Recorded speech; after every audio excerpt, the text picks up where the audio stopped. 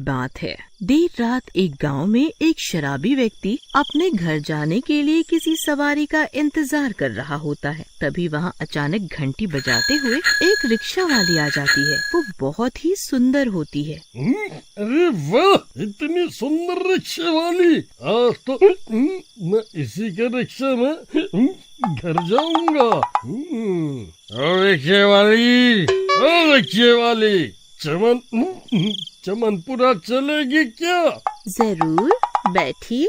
सुंदर रिक्शा वाली को देख शराबी की नीयत खराब हो जाती है। वो सोचता है, गांव जाते हुए जब बीच में जंगल आता है, मैं वहां इसका फायदा उठा लूंगा। थोड़ी देर बाद जब वो भी जंगल में पहुंच जाते हैं। रानी, कहाँ इस भारी जवानी में रिक्शा चला रही है?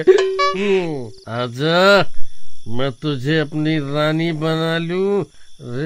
जरा रोक तो अपना रिक्शा। जब ही रिक्शा वाली पीछे देखती है, शराबी की सारी शराब उतर जाती है। वो रिक्शा वाली चुड़ैल बन गई होती है। वो बहुत भयानक रूप ले लेती है और रिक्शा रोक लेती है। मुझे अपनी रानी बनाएगा तू? मैं तुझे 72 हूरों के पास ही भेज देती हूँ। आज तेरी जिंदगी का आखिरी दिन है।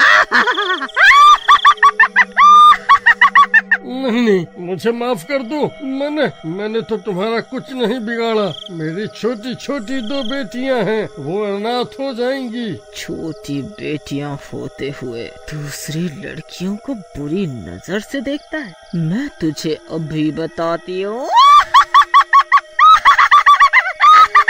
फिर वो चुड़ैल शराबी को मार देती है और उसे लहूलुहान करके पेड़ से टांग देती है। ये बात पूरे गांव में फैल जाती है, लेकिन कोई समझ नहीं पाता कि उस व्यक्ति की हत्या क्यों और किसने की। फिर कुछ दिनों बाद गांव की उसी चौक पर एक शराबी बुढ़ा झूमता हुआ खड़ा होता है। वो भी घर पहुंचने के लिए कोई साधन ढूंढ रहा होता है। तभी अचानक घंटी बजाते हुए वही रिक्शा वाली वहाँ से आ जाती है। अरे वाह, इतनी खूबसूरत रिक्शा वाली! आज तो मैं इसी के रिक्शा में घर जाऊंगा, चाहे ये 100 रुपए फालतू ले ले। ए रिक्शे वाली, जंगल पार के गांव चलेगी क्या? जी बाबा जी, जरूर चलूंगी। आइए बैठिए। अरे पगली, बाबा किसे बोल रही है? अभी तो मैं जवान हूँ, जरा ध्यान से तो देख।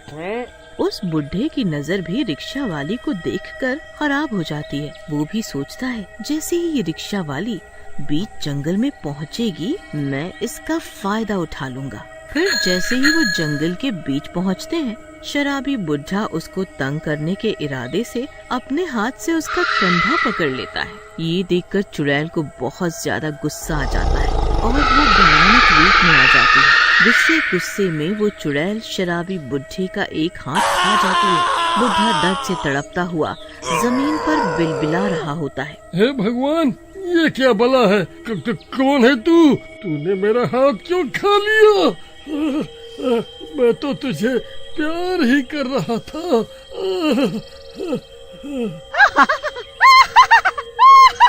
बुढ़े, आशीर्वाद देने की उम्र में तुझे प्यार सूझ रहा है? तुझे शर्म आनी चाहिए।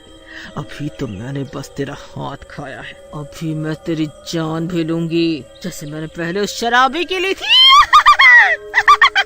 नहीं चुड़ैल बेटी, मुझे माफ कर दो। आगे से मैं ऐसी गलती कभी नहीं करूँगा।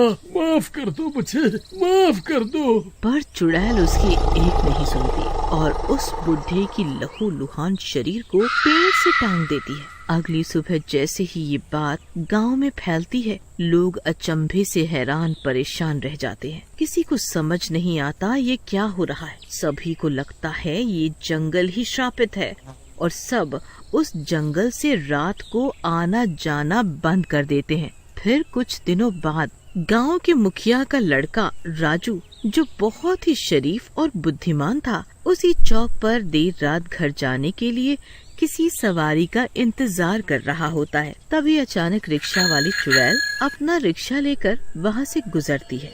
सुनिए, क्या आप उस तरफ जा रही हैं? क्या आप मुझे गांव में छोड़ देंगी? जी हाँ, जरूर, बैठिए। फिर वो रिक्शा वाली राजू को लेकर वहाँ से चल देती है। राजू को रिक्शा वाली को देखकर बहुत दया आती है और वो उससे पूछता है, सुनो बहन, क्या तुम्हारे घर में कोई नहीं है जो तुम्हें इतनी रात को रिक्शा चलाना पड़ रहा है? अगर कोई ज्यादा मजबूरी है तो मुझे बताओ, अगर मैं तुम्हारी मदद कर सका तो जरूर करूँगा। ये सुनकर रिक्शा वाली चुड़ैल दंग रह जाती है। उसे समझ आता है कि सभी मर्द एक जैसे नहीं होते। जैसे ही वो जंगल में पहुंचते हैं, रातों रात 12 बजने के कारण रिक्शा वाली चुड़ैल में बदल जाती है। क्या तुम बोलती नहीं बहन? मुझे बताओ। पर जैसे ही बोलने के लिए चुड़ैल मुंह पीछे घुमाती है, राजू दंग रह जाता है। वो कांपने लगता है। डरो नहीं भाई, मैं तुम्हें कुछ नहीं कहूँगी। मुझे आज पहली बार किसी ने बहन कहा है, नहीं तो इस गांव के सभी मर्द छिछोरे ही हैं। पर चुड़ैल बहन, तुम चुड़ैल कैसे बनी? क्या गांव में जो हत्याएं हो रही हैं वो तुम ही कर रही हो? हाँ, सभी हत्याएं मैंने ही की है। वो सभी मर्द गंदी नजर के थे, वो समाज पर कलंक थे, इसलिए मैंने उन्हें मार दिया। चुड़ैल बहन, सभी मर्द एक जैसे नहीं होते। तुम्हारी ये हालत कैसे हुई? फिर चुड़ैल अपनी आप बीती बताती है। पहले ये रिक्शा मेरे पति चलाते थे। एक दिन घर के बाहर वो अपना रिक्शा लगा रहे थे, तभी कुछ शराबी आए और उनसे उन्हें छोड़ने की जिद करने लगे। मेरे पति के मना करने पर उन्होंने उससे मारपीट चालू कर दी। जैसे ही मैं बाहर आई, उन शराबियों की नीयत बिगड़ गई। उन्होंने मेरे पति को जान से मार दिया और मुझे उठाकर जंगल में ले गए और मेरे साथ बदतमीजी की। फिर मुझे भी मार दिया।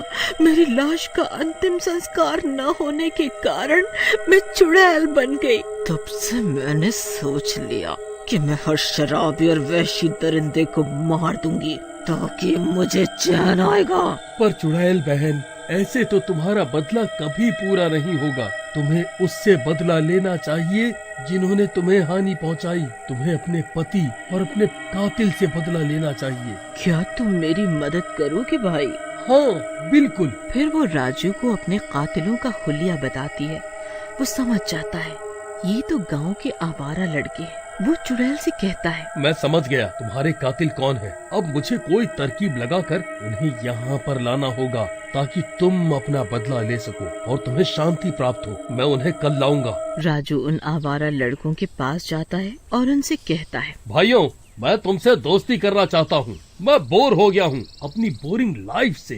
मैं भी तुम्हारी तरह मस्ती करना चाहता हूँ। अबे ढीले, तू हमारी दोस्ती करेगा? तुझे पता भी है हमारे शौक। हाँ भाई, और अपनी दोस्ती साबित करने के लिए आज रात तुम तीनों को मेरी तरफ से शराब की पार्टी।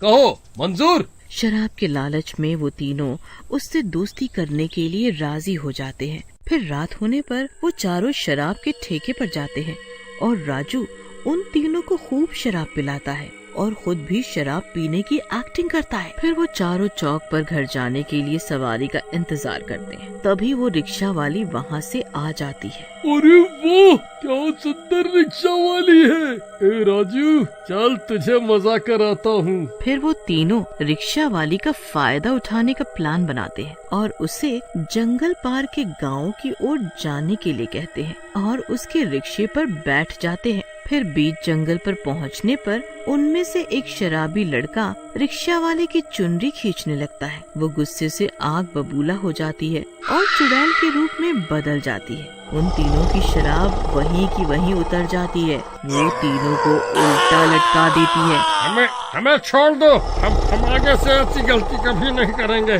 क्या तुम भूल गए? मैं वही हूँ जिससे तुमने बदतमीजी की थी और यही इस जंगल में मार दिया था। आज मेरी आत्मा को शांति मिलेगी। शुक्रिया राजू भाई मेरी मदद करने के लिए। तूने हमें धोखा दिया। तू हमें धोखे से यहाँ लाया था कि ये चुड़ैल हमें मार सके। तू तो दोस्त कहने के लायक नहीं है।